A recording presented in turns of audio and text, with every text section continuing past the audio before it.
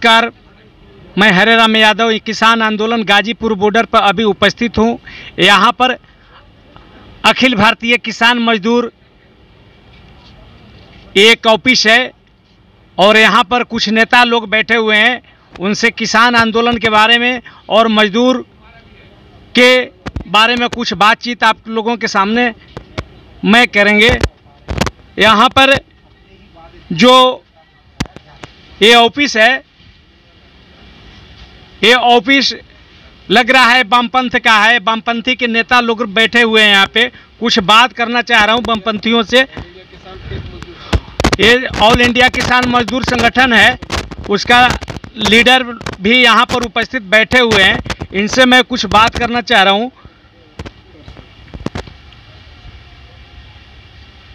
आज किसान आंदोलन चल रही है, करीब करीब 4 महीना से ऊपर किसान आंदोलन के हो चुका है।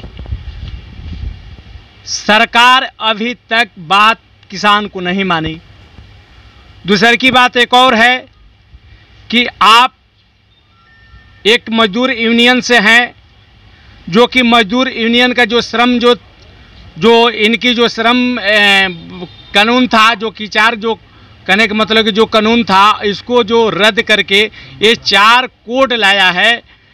देखिए, बहुत बहुत धन्यवाद आपका और आपके तमाम चैनल के तमाम दर्शकों को मेरा नमस्कार। ये जो किसान आंदोलन आज 130 से ज़्यादा दिन हो गए, इसको 139 दिन हो गए हैं। तो ये आज मैं एक बात कहूँ कि एक ऐसी अंधेरे में एक रोशनी की किरण की तरह से है ये। जब चारों तरफ ऐसा लग रहा था कि इस मोदी सरकार को कोई चैलेंज करने वाला नहीं है, इसको कोई इसको जो चाहे मर्जी करता जा रहा है। और इस आंदोलन ने एक, जिसे वो कहते हैं ना, इसके अश्वमेध घोड़े के यज्ञ का जो है ना, मतलब वो घोड़े की नाथ पकड़ ली है, इसकी लगाम पकड़ ली है और इसको आगे नहीं बढ़ने दे रहा है। तो ये एक बहुत बड़ी उपलब्धि है। और देश के अंदर आंदोलनों को लेके जहाँ तक बात आपने कही है कि श्रम कानूनों को, जो 44 श्रम कानूनों को निरस्त करके 4 कोड में बदल दिया गया है। देखिए, हमारा 10 केंद्रीय ट्रेड यूनियन संगठन, जिसमें हमारा all India United trade union centre या UTUC, जिसका मैं राष्ट्रीय सचिव भी हूँ, और हमारी जब से ये कानूनों के साथ छेड़छाड़ बदलाव जब होने लगा, बल्कि उससे पहले ही 2009 से ही हम जो है वो 10 केंद्रीय ट्रेड यूनियन संगठन मिलकर अपने आंदोलन को संचालित कर रहे हैं और अपने डिमांड्स को रहे हैं। हमने लगभग मतलब इस राज्य में भी 2 दिन की हड़ताल पहली बार हिंदुस्तान में हुई और 5-6 हड़ताल इस राज्य के इसके दौरान हो चुकी हैं। लेकिन सवाल ये है कि आज जब किसान और मजदूर का जो आंदोलन एक साथ हो रहा है, हमारी एक मीटिंग 1 अप्रैल को इंटक ऑफिस में हुई थी। उसमें राज्यपाल जी थे, दल्लेवाल जी थे और दूसरे तमाम जो नेतागण, जोगेंद्र यादव जी थे। तो हमारी उसमें एक समझदारी बनी थी कि हम लोग मिलके अब से आगे जो भी कार्यक्रम होंगे, हम लोग सब मिलके इन कार्यक्रमों को आगे बढ़ाएंगे। और आपने देखा होगा कि किस तरीके से जब आपका 15 अप्रैल को निजीकरण के खिलाफ और जो कॉरपोरेटाइजेशन के खिलाफ जो आंदोलन हुए, उसमें हम ये सभी लोग शामिल हुए थे। उसके बाद फिर जो रेलवे ट्रैक्स और ये तमाम जगह पर हमने भी जहाँ जब भी ये हमारा मतलब कॉल है, हमारी हमारी 10 केंद्रीय ट्रेड यूनियन संगठनों की, कि जब भी जो भी कॉल किसान आंदोलन ने दी है, उसमें उसको सफल करने के लिए हम उसमें शामिल हुए हैं। और हमने जब भी आंदोलन की कॉल दी है, तो उसमें किसानों ने भी भरपूर समर्थन दिया है। और अभी हमारी 17 तारीख को फिर एक मीटिंग होनी है, इसी 17 को, और उसमें जो एक बड़ा स्वरूप लिया जा रहा है कि मार्च टू पार्लियामेंट होगा। उस मार्च टू पार्लियामेंट में मुझे लगता है, और भी बैठ के उसकी जो बारीकियां हम लोग तय करेंगे, ये जो है मार्च टू पार्लियामेंट में एक तरफ किसान होंगे और एक तरफ मजदूर होंगे। अब देखिएगा एक बहुत बड़ा ये एक आंदोलन होने जा रहा है, एक बहुत बड़ा एक इवेंट होने जा रहा है, जिसमें पार्लियामेंट पर मजदूर अपनी मांगों को लेके, 4 कोड को लेके, किसान अपने इन 3 कृषि कानूनों को रद्द कराने के लिए और एमएसपी का कानून बनवाने के लिए, और इसमें छात्र बहुत बड़ी संख्या में हिस्सा लेंगे, क्योंकि नई शिक्षा नीति जिस तरीके से प्रहार किया है, बेरोजगार नौजवान इसमें हिस्सा लेंगे, क्योंकि आज बेरोजगारी जो है वो अपने चरम पर है। इसमें महिलाएं बहुत बड़ी संख्या में हिस्सा लेने जा रही हैं। तो ये एक मतलब मुझे लगता है कि ये एक बहुत बड़े बदलाव का एक ये इवेंट होने जा रहा है। या तो सरकार इस बात को मान ले, सरकार भी इस बात को समझ रही है कि अगर मजदूर और किसान एक साथ आ गए तो फिर उनको कहीं बचने का कोई रास्ता नहीं है, उनको सब मांगे माननी ही पड़ेंगी। मैं ये कह रहा था कि इसके पीछे, किसान आंदोलन के पीछे आपने वर्षों से आंदोलन करते आ रहे हैं। मजदूर के आंदोलन हो रही है पैसे के सवाल पे, कहीं पर के मजदूरों के दमन हो गया उसके सवाल पे, कहीं इस तरह के आतंक हो रहा है उसके सवाल पे आपकी हरदम मैंने जुलूस प्रदर्शन देखता हूं, लेकिन वो जुलूस प्रदर्शन 1 से 2 दिन में समाप्त हो जाता है। आप लोग पहले से क्यों नहीं एक किसान जैसा आंदोलन किए कि अभी तक किसान लग रहा है कि ये लड़ाई को हम जीत लेंगे। किसान भी दावा कर रहे हैं कि जब तक हम लड़ाई को जीतेंगे नहीं, हम यहाँ से नहीं जा रहे हैं। तो आपकी कैसा नेतृत्व पहले से रहा है कि आपने ऐसा आंदोलन अभी तक खड़ा नहीं किए? देखिए, ये बहुत सारे लोगों का ये सवाल आता है कि किसानों जैसा आंदोलन मजदूरों ने क्यों नहीं किया। देखिए, मैं एक बात आपको बताऊं कि थोड़ा सा कैरेक्टर में थोड़ा सा फ़र्क है। मजदूर जब मजदूरी करता है तो वो मतलब जिसे कहते हैं ना कुआं खोद के पानी पीना, डेली दिहाड़ी करता है, डेली मजदूरी करता है, एक दिन मजदूरी में नहीं जाएगा तो उसके लिए बहुत मुश्किल हो जाती है। और इसी तरीके से तमाम जो दफ्तर में काम करने वाले हों, चाहे कहीं के भी श्रमिक हों, रेल हो या तुम्हारे और दूसरे जो दायरे हैं जिससे कि तमाम इंडस्ट्री चलती है, जिसका पहिया घूमता है, ये हम आंदोलन करते हैं, लेकिन हम इकोनॉमी को उस तरीके से पटरी से उतारने के लिए, और वो स्थिति आएगी तो फिर वो तो क्रांति होगी, और वो स्थिति में अगर जाना होगा तो जाएंगे। लेकिन सवाल ये कि किसानों का आंदोलन एक बिल्कुल भिन्न किस्म का आंदोलन है। किसान के पास, उसको पास अपनी फसल बीजने के बाद उसके पास एक फुर्सत का समय रहता है, और उसको उस तरीके से डे टू डे खाना का इसका वो ज़रूरत नहीं पड़ती है। लेकिन यहाँ जो है वो किसानों या मज़दूरों के लिए उस तरीके की स्थिति नहीं है। लेकिन अब जब ये किसान का आंदोलन इस तरीके से हुआ है कि जब ये सरकार ने भी सोचा था कि भाई, और ये मैं इंतज़ार में थी सरकार कि कितने देर बैठेंगे, इनको थकाओ और भगाओ, और उनको ये मालूम था कि किसान को भी अपनी फसल संभालनी पड़ेगी, तो वो अब जो ये फसल कटाई का टाइम आएगा तो वो ये धरना जो है अपने आप ही फिजल आउट होगा। लेकिन यहाँ किसानों ने एक नई राह और दिखाई है, एक बड़ी सूझबूझ की बात दिखाई है कि आज सामूहिकता का जो एक माहौल पैदा हुआ है, एक दूसरे की मदद का जो माहौल पैदा हुआ है, ख़ास तौर से पंजाब का जो सभ्याचार है, उसने जो एक रास्ता दिखाया है कि एक दूसरे की मदद करना, एक दूसरे की सहायता करना। आज गांव में जो यहाँ धरने पर बैठे हुए हैं उनको कह दिया कि भाई आप यहाँ धरने पर बैठे रहिए, वहाँ गांव के लोगों ने कह दिया, कमेटियाँ बन गई कि आपकी फसल को हम उसका संभाल भाल करेंगे, उसकी कटाई तमाम जो मंडी तक ले जाना उसका हम करेंगे। और वो ये मिसाल मतलब वो प्रैक्टिकल कर रहे हैं कि वहाँ तय हो गया कि जो धरने पर हैं, जो हमारी लड़ाई लड़ रहे हैं, उनकी फसल पहले कटेगी, उनकी फसल पहले वो किया जाएगा। तो ये देखिए, हम अगर अनिश्चितकालीन हड़ताल पे जाना होगा मजदूर को तो वो भी जाएगा। कब जाएगा? देखिए, जाने की स्थितियां अगर तो सरकार का ये फांसीवादी रवैया इसी तरीके से रहा तो वो समय आ जाएगा, आ रहा है कि अनिश्चित काल के लिए भी हमको तमाम हड़ताल पर जाना पड़े, क्योंकि अभी हम 1 दिन की हड़ताल 2 दिन की हड़ताल तक ही गए हैं।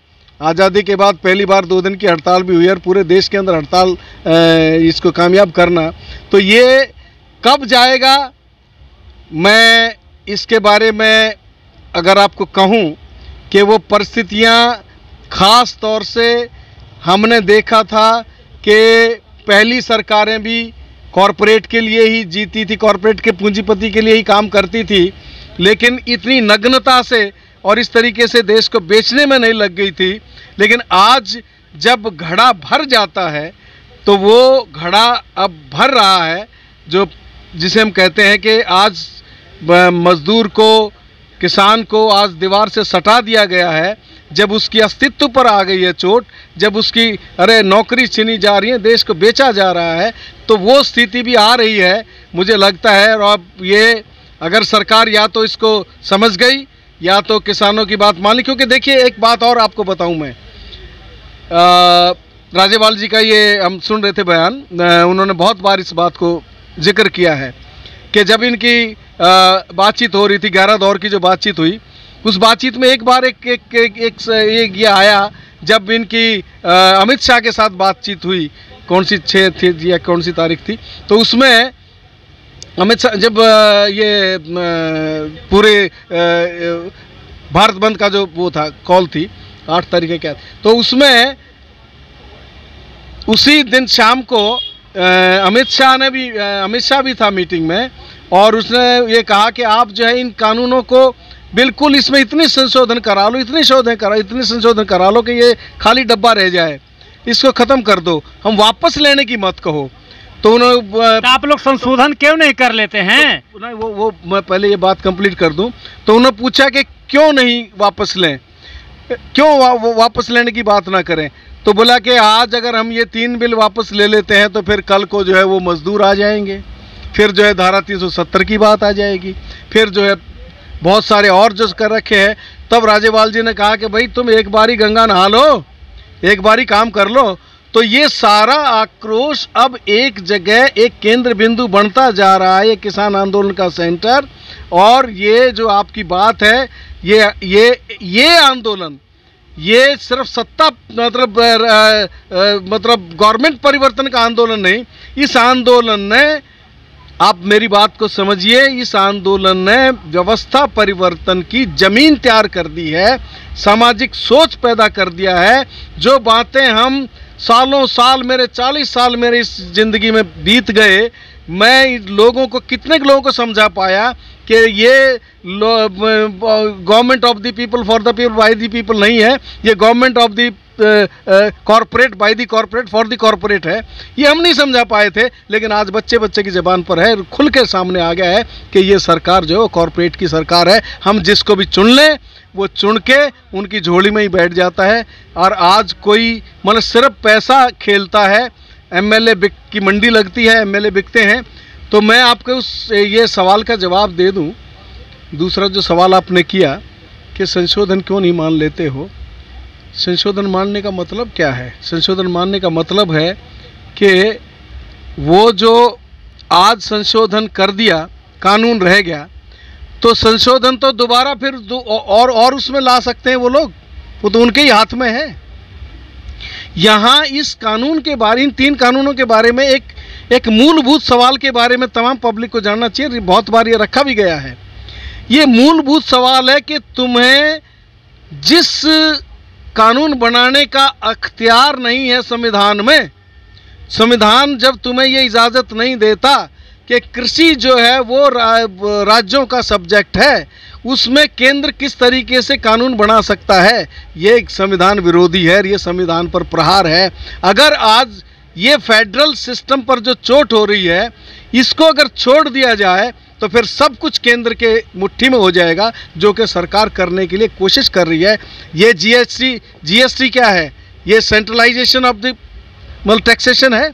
आज दे भी नहीं रहे हैं मतलब राज्यों को उनका हिस्सा। तो ये जो हो रहा है कि फेडरल स्ट्रक्चर पर ही अटैक हो रहा है, उसके खिलाफ है ये। तो इसमें संशोधन की बात ही नहीं है, इसको पेंडिंग में डालने की बात ही नहीं है कि 1.5 साल के लिए 2 साल के लिए पेंडिंग डाल देंगे, कोई बात ही नहीं है। सवाल है, तुम्हें जो इख्तियार नहीं था वो तुमने बनाया है, तुमने राज्यों के अधिकारों पर हमला किया है, तुमने संविधान विरोधी काम किया है, तुमने गैर कानूनी काम किया है, ये फेडरल स्ट्रक्चर पर चोट की है, इसको बर्दाश्त नहीं किया जाएगा। और ये तमाम पार्टियां आज इकट्ठा हो रही हैं, पंजाब ने पहल ली है इस बारे में, और इनको ये कानून वापस लेने ही पड़ेंगे, और इसको लेके बड़े व्यापक स्तर पर भी ये आंदोलन और भी जाएगा। जिस तरह से किसान, पूरे देश के किसान को कॉल दिया कि इस आंदोलन में आप साथ दो, क्योंकि ये लड़ाई आपका भी है। ये कृषि बिल अगर रद्द नहीं होता है तो ये पूरे किसान को हताश कर देगा, पूरे किसान ऐसे ही खत्म हो जाएंगे। उसी तरह से आपकी जो यूनियन है, आप एक यूनियन के लीडर हैं, आप अपने पूरे मजदूर के कॉल क्यों नहीं दिए कि आप लोग भी यहाँ पर नहीं, वो थोड़ी सी आपकी जानकारी की वो है, कॉल दी हुई है। कॉल आपका मजदूर नहीं है यहाँ पे? नहीं, देखिए मजदूर मैंने जो बताया ना आपको कि उस तरीके से वो घर बार छोड़ के नहीं आता है, लेकिन जब भी कोई कॉल दी जाती है, चाहे वो केएमपी घेरने के टाइम पर हो, उसमें छात्र, नौजवान, मजदूर शामिल हुए, चाहे वो रेल रोकने का काम हो, रास्ता रोकने का काम हो, जब भी कोई कॉल दी जाती है उसमें मजदूरों की तरफ से, हमारी 10 सेंट्रल ट्रेड यूनियन की तरफ से मैं आपको पूरा वो भेज सकता हूं कि जब भी कोई कॉल आई है हमने अपनी तरफ से अपने तमाम मतलब जो यूनियन के तमाम घटकों को और नीचे ग्रास रूट स्तर तक ये कहा है, जहां भी जिस भी रूप में किसान आंदोलन हो रहा है उसमें हमें शमूलियत करनी है, उसमें हमें शामिल होना है, और हम शामिल हो रहे हैं और इसको कामयाब बना रहे हैं। जिस तरह से किसान आज 4 महीना से आंदोलन यहाँ पर चला रहा है, आप एक तरफ कह रहे हैं कि मजदूर जो हैं ये रोजमर्रा की बात है इनकी, आज कमाते हैं तो कल खाते हैं, सुबह कमाएंगे तो शाम के 5 किलो आटा की गारंटी करते हैं, ये चलते वो इस तरह की लंबी हम प्रदर्शन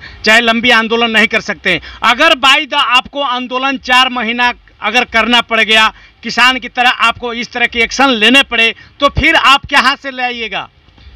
देखिए, जब जरूरत पड़ती है, अभी तो जरूरत पड़ी है आपकी। नहीं, मैं जो बात कहना चाहता हूं उसको समझिए। जब उस तरीके की परिस्थिति तैयार होगी, उस तरीके की जरूरत पूरी होगी, तो सब कुछ छोड़ छाड़ के इस देश के उत्पादन को ठप करके, जो जैसे अब कृषि उत्पादन तो ठप नहीं किया है, किसानों ने किसी भी उत्पादन पर कोई बाधा नहीं डाली है, कोई रोक नहीं डाली है, कृषि उत्पादन हो रहा है। लेकिन अगर उत्पादन को बंद करके और अगर इस तरीके से एक कूदना पड़ेगा मैदान में, मैंने कहा था वो ज़रूरत आने पर ये किसान मजदूर का एका ही उसको भी पूरा करता है, क्योंकि इधर जो है वो खाने का आज देखिए आप, मतलब एक मिसाल दे रहा हूँ मैं, आप इस चीज़ को भी समझिए। आज जब ये आरएसएस के गुंडों को छोड़ दो, जहाँ जहाँ भी हमारे किसान चारों तरफ, दिल्ली के चारों तरफ बैठे हैं, वहाँ के गांव के लोग, वहाँ गांव के लोगों से पूछा भाई तुम्हारा क्या दिक्कत है, बोले जी कोई दिक्कत नहीं है। और आप देखिए आस पास के कितने मतलब मजदूर जो रैग पिकर्स हों, चाहे वो मतलब जो भी हैं, गरीब से गरीब मजदूर, वो कह रहा है भाई हमें कोई दिक्कत नहीं है, आप यहीं रहो। मतलब मैं एक इंटरव्यू देख रहा था एक बच्ची का, बोले कि आप यहीं रहो। क्यों, किस लिए? बोले कि आज वो मजदूर जो आधे पेट खाना खा के सोता था, आज वो इस आंदोलन की वजह से, हमारे अन्नदाता की वजह से आज वो भरपेट खाना खा के सो रहा है। और ये स्थिति, किसान वो आधार देगा और मजदूर वो लड़ाई की अगुवाई करेगा। मजदूर इसको, देखिए मैं कह रहा हूं कि इस आंदोलन को किसान आधार देगा और मजदूर इसको धार देगा, और तभी जो क्रांतिकारी परिवर्तन आएगा। आप सही कह रहे हो कि वो उस दिशा में जा रहा है, और ये कॉल भी अब ये मेरे ख्याल है मई के दूसरे हफ्ते में है ये कॉल। ये एक ऐसी शुरुआत होने जा रही है जो वाकई में ही एक आंदोलनों में एक मील का पत्थर हो गया। हालांकि ये किसान आंदोलन अपने आप में ही मील का पत्थर हुआ है, लेकिन इसमें अभी भी आधा इसलिए है ये, इसीलिए आधा है ये कि अभी भी मजदूर उस तरीके से उस मजबूती के साथ नहीं आया है, और हम इसके लिए मंथन चल रहा है, चिंतन चल रहा है कि किस तरीके से ये कॉल को, अनिश्चितकालीन हड़ताल की कॉल में अगर जाना पड़े तो किस तरीके से कि अर्थव्यवस्था को ठप करना पड़ेगा। और अर्थव्यवस्था ठप करने की ही सिर्फ बात नहीं है, इसके लिए मैं एक और बात बता दूं कि क्रांति सिर्फ डिस्ट्रक्टिव नहीं होती है, क्रांति कंस्ट्रक्टिव भी होती है। हमें आज पैरेलल व्यवस्था भी इसके साथ साथ कायम करनी पड़ेगी कि जो जीवन को चलने दे, जीवन चलाए, लेकिन जीवन लोगों का, लोगों के लिए, लोगों के द्वारा हो, लोगों का पूंजीपतियों की सेवा में ना लगे, उनकी लूट ना चले। ये होगा तो मजदूर और किसान मिलके ये करेगा और ये निकट भविष्य में होने जा रहा है। और उस तरफ जो चीज़ें इशारा कर रही हैं, जिस तरफ आप बोल रहे हो, और हम भी उसमें बहुत गंभीर हैं, और ये कॉल भी हो सकता है निकट भविष्य में आ जाए कि छोड़ो अब ये सारी बातें, अब हम पूंजीपति के लिए उत्पादन नहीं करेंगे, जैसे किसान बोल रहे हैं हम अपने लिए उत्पादन करेंगे। वो अब जिस तरीके से किसान को ये अब फिर मंडियों में वो डायरेक्ट उसको पेमेंट करने की बात कर रहे हैं, नहीं खरीदने की बात कर रहे हैं, धमकी दी थी, फिर शुरू किया है, लेकिन सरकार साजिश करेगी फिर छोड़ेगी नहीं। तो ये जो है, हम किसान अपने लिए उत्पादन करेगा, मतलब पैदा करेगा जनता के लिए, जनता भी अपना उत्पादन करेगी, पूंजीपति के लिए नहीं करेगी। ये वक्त भी आ रहा है और इसे ही कहते क्रांति, और वो क्रांति की पूर्व बेला ये अब मुझे एहसास हो रहा है कि शुरू हो गई। मोदी जी कहे थे कि हम हर साल 2 करोड़ युवाओं की रोजगार देंगे, आप इस पर क्या कहना चाहते हैं? तो यहाँ तो ये बात पूरी तरह से साफ हो चुका है कि ये पूंजीपतियों का सरकार है, और पूंजीपति ये चाहते नहीं है कि यहाँ के जो नौजवान हैं उनको जॉब मिले। और अभी तो वो उनके जो कंपनियाँ हैं उसको धीरे धीरे बंद के तरफ से चल रहे हैं, कंपनी बंद हो रहा है, कारखाना बंद हो रहा है, और सरकार भी इसके ऊपर कोई भी उसका जो बोल रहा था 2 करोड़ एक वर्ष में नौकरी देंगे, इस बात पर अभी वो नहीं है और दे भी नहीं रहे हैं। और ये साफ हो चुका है कि ये पूंजीपतियों की सरकार है, पूंजीपतियों की स्वार्थ के लिए ही ये काम करेंगे। ये ना लोगों को, ना मजदूरों की, ना नौजवानों की, ना छात्र, ना महिलाओं के लिए ये सरकार है। अच्छी, ये जो आंदोलन जो है ये करीब 4 महीने हो गया, अभी तक सरकार इस किसान को बात माना नहीं। इसमें करीब नहीं हो तो 400 से ऊपर किसान शहीद हो गए, अभी तक नहीं माना। आगे की रणनीति क्या रहेगी आप लोगों की? आगे तो यही रणनीति है, हम यहाँ पर डटे हुए हैं। किसान भी यहाँ पर आप देख रहे हैं कि उनकी जो फसलें वहाँ पर कट रहा है, लेकिन यहाँ जो किसान जो वहाँ पर हैं और यहाँ पे जो आंदोलन में बैठे हैं, यहाँ दादा बोल रहे थे कि आंदोलन पर जो किसान हैं उनके गांव वाले उन लोगों की कटाई भी कर रहे हैं। इस तरह से ये आंदोलन तो वहाँ पर यहाँ पर वो डटे हैं कि जब तक ये 3 काले कानून वापस नहीं लिया जाता तब तक यहाँ पर किसान डटे रहेंगे और आंदोलन को और भी मजबूत करेंगे। धन्यवाद। एक और किसान है सिंह साहब। ये किसान आंदोलन अभी मैं पीछे कह चुका हूँ कि 4 महीने के करीब हो गया, अभी तक इसका कोई भी इस तरह का डिसीजन नहीं आया। किसान एक तरफ, सरकार एक तरफ। इसी बीच में अभी कोरोना काल जो आ चुका है, इसमें पर डे कबो 50,000, कबो लाख से ऊपर भी हो जा रहा है। सरकार कह रही है कि दूरी बनाए रखो, कोरोना फैल रहा है, इस पर क्या कहना चाहते हैं आप? एक बात बताओ, कोरोना यहाँ नहीं फैल रहा है, पूरे तीनों बॉर्डर पर, बल्कि चारों बॉर्डर पर एक भी व्यक्ति कोरोना पीड़ित नहीं है, तो यहाँ कोरोना है ही नहीं। जहाँ इलेक्शन चल रहा है, अगर सरकार बोल रही है इतना कोरोना फैल रहा है, जहाँ इलेक्शन चल रहा है वहाँ क्यों नहीं है कोरोना? वहाँ क्यों नहीं रोक लगाते? वहाँ क्यों नहीं डिस्टेंस बनाते? यहाँ जहाँ काम इतना हो रहे हैं, मजदूर काम करने को तलाश कर रहे हैं, और तमाम लोग जो कार्य क्षेत्र में हैं, जो उत्पादन क्षेत्र में हैं, उन पर रोक लगाई जा रही, शिक्षा पर रोक लगाई जा रही। कोई स्कूल और कॉलेज नहीं खुल रहा है, लेकिन सारा काम चल रहा है। बाकी ये राजनीतिक बंदियां हैं जो दूसरी विपक्षी पार्टियां हैं। बीजेपी की जितनी राजनीतिक मीटिंगें वो सब सुचारू रूप से चल रही हैं, लेकिन विपक्ष वालों की, खास तौर से लेफ्ट फ्रंट वालों की एक भी मीटिंग नहीं होने दे रहे हैं। कोई गैदरिंग नहीं होने दे रहे हैं, कोई इकट्ठा नहीं होने दे रहे हैं, वहाँ कोरोना आ जाता है। वहाँ जहाँ शिक्षा हासिल कर सकते हैं बच्चे, वहाँ कोरोना आ जाता है। जहाँ इनका इलेक्शन हो रहा है वहाँ कोरोना भाग जाता है। और कोरोना क्या रात को ही आता है? उसने क्या कोई टाइम फिक्स कर रखा है कि मेरा टाइम निकलने का बाहर 10 से सुबह 5 बजे तक रहेगा, बाकी दिन में मैं बाहर नहीं आऊँगा। दिन में उधर जाता है, रात को निकल आता है। ये रात को कर्फ्यू लगा क्या सिद्ध करना चाहते हैं? दिन में अगर फैलेगा तो दिन में ही फैल के वो रात को फैल जाएगा। अगर रात को बचा के रखना चाहते हैं तो दिन को भी कैसे बचाएंगे फिर? क्योंकि ज़्यादा गैदरिंग जो होती है वो तो दिन में होती है, कर्फ्यू है रात को। उद्योगपतियों ने साफ साफ कहा है कि अगर कोरोना से निपटने के लिए आपके पास विकल्प कुछ रास्ते हैं तो उनको अपनाइए, ये कर्फ्यू मत लगाइए। आप कह रहे हैं कि कोरोना नहीं है।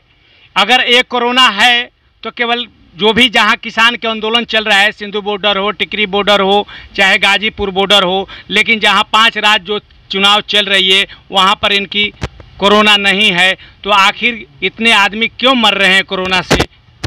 देखिए, जितने मरने के आंकड़े आ रहे हैं और दूसरी जो सूचनाएं आ रही हैं, आप जैसे कुछ मीडियाकर्मी भी कुछ बता रहे हैं कि बहुत सारे लोग जो दूसरी बीमारियों से मर रहे हैं वो भी कोरोना की लिस्ट में पहुंच जा रहे हैं। जो ऐसी स्थिति में हैं जो जिनको कोरोना नहीं है, टेस्टिंग कराने जाते हैं उनको पॉजिटिव घोषित कर दिया जाता है। ये भी बहुत सारी साजिश हैं ताकि ये दिखा सकें कि ये कोरोना ज़बरदस्त तरीके से फैल रहा है। वैक्सीन खरीदो, वैक्सीन लगाओ, और तमाम ये जो कैपिटलिस्ट क्लास ने जो वैक्सीन को निर्माण किया है इसको मुनाफा कमाने के लिए ये सब स्थिति पैदा कर रहे हैं। हमें नहीं लगता कि कोरोना का इतना बड़ा हवा है जितना ये खड़ा कर रहे हैं। हम यहाँ रोज़ बगैर मास्क के रह रहे हैं, इतनी बड़ी संख्या में रह रहे हैं, आते जाते भी हैं इधर उधर को भी, लेकिन कोरोना हमें तो कहीं दिखाई दिया नहीं। अब इनको दिखाई दे रहा है तो बहुत ऐसा एक स्थिति है कि जिसमें ये हमें डरा रहे हैं। एक और मैंने कार्टून देखा कि वो कोरोना आता है और वो मास्क को भी नहीं छोड़ता है, वो जब सैनिटाइज करते हैं उसको पी जाता है, तब वो बाद में चुनाव का वो दिखाता है ये प्ले कार्ड, और चुनाव का प्ले कार्ड देखते उल्टा भागने लगता है। तो क्या चुनाव से कोरोना डरता है? अगर चुनाव से कोरोना डरता है, अगर किसानों से कोरोना डरता है, तो तमाम क्षेत्रों में आप चुनाव ही करा दो। फिर क्यों इतना वो तामझाम कर रहे हो? क्यों वैक्सीन लगा रहे हो? क्यों मास्क का वो कर रहे हो? सब तमाम कहोगे चुनाव होगा, सब जगह चुनाव होगा तो कोरोना भाग जाएगा। समझ में नहीं आता इनका एक्चुअली ये है क्या। इसमें आधी बातें सच और आधी बात झूठ मिला करके ऐसा बना रहे हैं ये, जिससे लोग भयभीत हो रहे हैं। बाकी ऐसा कुछ है नहीं, हमें तो कुछ लग नहीं रहा ऐसा। नहीं लग रहा है कोरोना है। ये एक बात आप इसको समझ लीजिए, इस किसान आंदोलन से एक ऐलान हो गया है कि भैया ये शाहीन बाग नहीं है कि कोरोना की आड़ में तुम शाहीन बाग को अंडे बंडे फोड़ दिए और उसको उठा के कर दिया, अब कहीं दही के बुढ़ावे में कपास मत खा लेना। ये किसान आंदोलन है। यहाँ तुम जो जैसे राकेश टिकैत जी बोल रहे थे कि तुम जहाँ मर्जी लॉकडाउन लगाओ, कर्फ्यू लगाओ, जो लगाओ मर्जी लगाओ, अगर इधर तुमने देख लिया तो ये बर्दाश्त नहीं किया जाएगा। तुम या तो हमारी बातें मान लो, हमारे साथ तो मीटिंग करने की भी जरूरत नहीं है। उन्होंने कहा तुम ऐलान कर दो और एक वो ऑर्डिनेंस पास कर दो, क्या ये 3 कानून वापस ले लिए, अपने आप घर चले जाएंगे। लेकिन उससे पहले अगर कोई कहे तो मैं तो किसानों में घूमता हूँ और मैं लगभग कभी कभी बीच बीच में छोड़ छाड़ के, नहीं तो कहीं बाहर जाना हो तो, नहीं तो मैं लगभग आता ही रहता हूँ। कभी टीकरी बॉर्डर में तो मेरा घर है ही है, और सिंघू बॉर्डर यहाँ भी। तो मैंने तो यहाँ पर हर किसान के जज्बा उसने दिल से लगा लिया इस बात को और कहा है भैया अगर कोरोना वाकई में ही है भयंकर बात और मरना ही है, तो भैया अगर ये कंपैरिजन किया जाए तो हमारे लिए कोरोना से खतरनाक 3 बिल हैं। कोरोना भी मारेगा, 3 बिल भी मारेंगे, लेकिन 3 बिल हमें, कोरोना तो हमें एकदम मार देगा और 3 बिल हमारी पीढ़ियों तक को ख़त्म कर देंगे। हमें मतलब सता के मारेंगे, सड़ा के मारेंगे। इससे अच्छा भाई सता के सड़ा के मरने से अच्छा भाई अगर कोरोना से मरना हो तो भैया वैसे मर देंगे, कोरोना मार दे या तुम मार दो।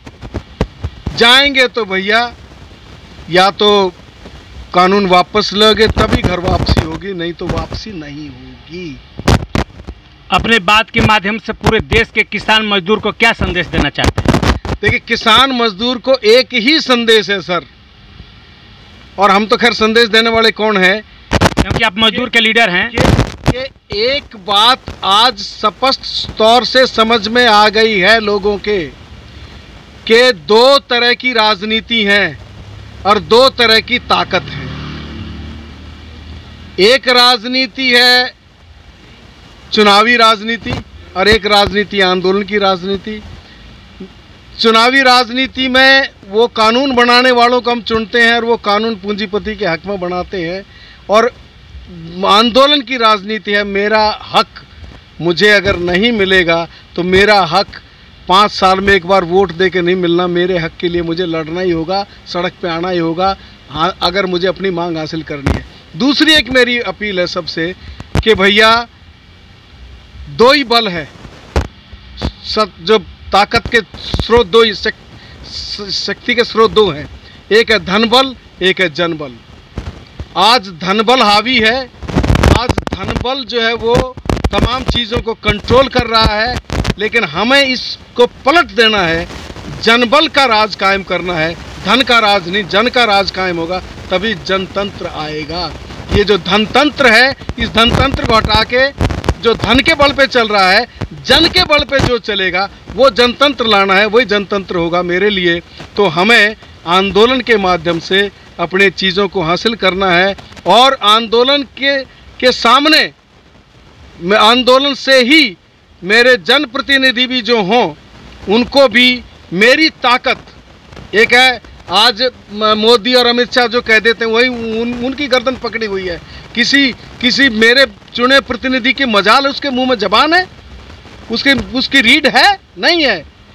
अरे शक्ति तो हम में है, हम पर उस प्रतिनिधि का भरोसा नहीं, क्योंकि वो धन के बल पे जीत का है। हम अगर अपना प्रतिनिधि जिताएं, हमारा प्रतिनिधि हो, हमारे कहे में चले, हमारी ताकत उसके साथ हो, तो किसकी मजाल है, कौन तानाशाह उसके ऊपर ये कर देगा।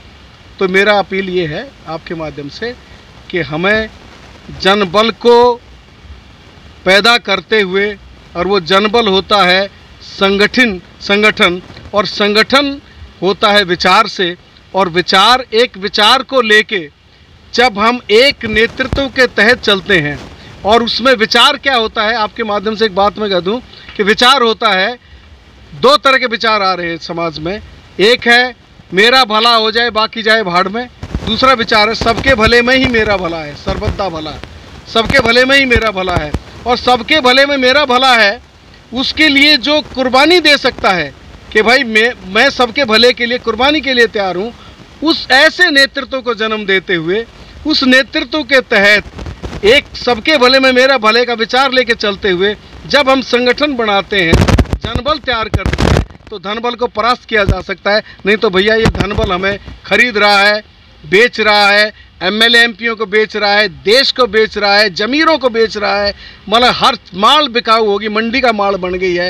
ये सभ्यता मंडी का माल नहीं हुआ करती है, इंसान मंडी का माल नहीं हुआ करता है। हमें इस मंडी को ख़त्म करके रियल जनतंत्र हासिल करना है, जन आंदोलन को तेज करना है। तो आज जो किसान आंदोलन चल रहा है और उसके साथ जो मजदूर आंदोलन चल रहा है अलग अलग हिस्सों में, वो आप देखिए, एक बात मैं आपको बता दूं कि जो बात कही जाती है कि ये किसान, जो मुट्ठी भर किसान, कहाँ के किसान कौन है, यहाँ किसको देख रहे हो आप? यहाँ देख रहे हो आप हरियाणा, पंजाब, सबसे पहले हरियाणा, पश्चिमी उत्तर प्रदेश, कुछ राजस्थान, मध्य प्रदेश, सारे देश में, लेकिन मजदूर आंदोलन सारे देश में चल रहा है। एक और छोटी सी बात ध्यान में आ गया मेरे को, सरकार और गोदी मीडिया ये कह रही है कि जितने वामपंथी वाले हैं ये सारे के सारे सिंधु बॉर्डर, टिकरी बॉर्डर, गाजीपुर बॉर्डर, अच्छा है, जितने भी किसान हैं जो कि किसान आंदोलन से वो संबंध रखते हैं, ये सारे के सारे को ये हैंग कर लिए हैं। क्या सच है आप लोग हैंग कर लिए? देखिए, अगर हैंग कर लिया है तो ये हमारे लिए तो गर्व की बात है, क्योंकि उनको डर हमसे ही है।